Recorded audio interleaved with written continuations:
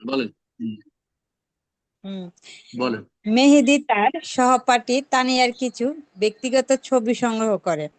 পরবর্তীতে সে তানিয়াকে হুমকি দেয় যে যদি সে তার কথা না শুনে তাহলে সে ছবিগুলো সামাজিক যোগাযোগ মাধ্যমে প্রকাশ করে দেবে।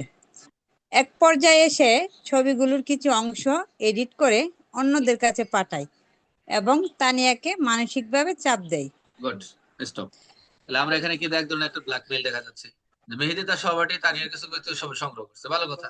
তো তার সাথে তার ছবি কিছু কালেক্ট করতেই পারে, কিন্তু পরিবর্তে তানিয়াকে হুমকি দিচ্ছে, থ্রেট দিচ্ছে। এটা প্যানেল করে তো থ্রেটে যাবে না।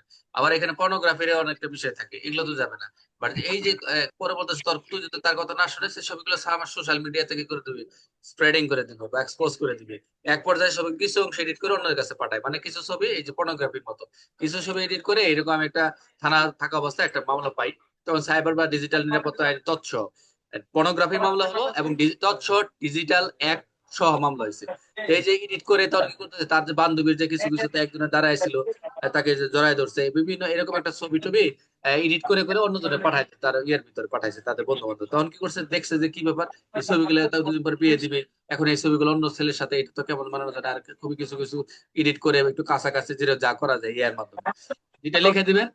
এই তিনি একটুই হন, মিউট হন, আপনাকে শোনা যাচ্ছে না। আচ্ছা, এই আচ্ছা আমি করে দিচ্ছি। তো কথা হচ্ছে যে এই একসাথে দুদিন থাকলে যদি আপনি লিখে দেন এআই কে যে দুজনকে একে একটু মানে এরকম একটা যে লিখে দেন, যেটাই মানে কিস টু আদার যেটাই হোক, ঠিক এআই ওরা ওইভাবেই তারা এক একটা খুব কাছাকাছি করে তারা ওইভাবে পিকচারটা সামনে নিয়ে আসবে। তো যাই হোক, এগুলো হচ্ছে ব্ল্যাকমেইল করা।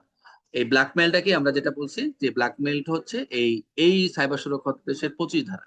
সবসময় রাখবেন, ব্ল্যাকমেইলটা হচ্ছে কোনো ব্যক্তির গোপন তথ্য প্রকাশের ভয় দেয়, কোনো ব্যক্তির গোপন তথ্য প্রকাশের ভয় দেখিয়ে বেআইনি ভাবে কোনো কাজকে বাধ্য করা বা সুবিধা নেওয়া, আর্থিকভাবে সুবিধা নেওয়া, যেটা যদি না করস না দেশ তাহলে করে দেবো। অথবা দুজনে একসাথে রিলেশন আছে, তার ছবি কিছু তথ্য রয়েছে এবং তাকেই হ্যাক ব্ল্যাকমেইল করা, যে একসাথে দীর্ঘ রিলেশন ছিল বা ছেড়ে চলে গেছে, অথবা তার ছবি আছে, এখন সবকিছু বা একটা ছবি দিয়ে বলতেছে তুই যে আমাকে এটা না দেশ ওটা না দেশ, ওকে না যায় সেটা না করস, ইত্যাদি ইত্যাদি। তখন এটাও একটা ব্ল্যাকমেইলে পড়ে যায়। এই সাইবার সুরক্ষা দেশে এই 25 ধারায় এটা ক্লিয়ার করছে, যে কেউ কোনো ভিকটিম বা এরকম যদি কোনো ব্ল্যাকমেইলিং করে তাহলে এই 25 ধারায় আপনি কি তার বিরুদ্ধে আইনগত ব্যবস্থা, থানায় গিয়ে জিডি আইনগত ব্যবস্থা নিতে পারবেন। আমাদের এই 25 পর্যন্তই থাকবে। আমরা গতকাল 30 পর্যন্ত কিছু দেখেছি, 25, 26, 26, 27, 28, 29 মোটামুটি একটু উদাহরণ দেখাইছিলাম। ওই পর্যন্ত থাকা, আমরা আর আগাবো না।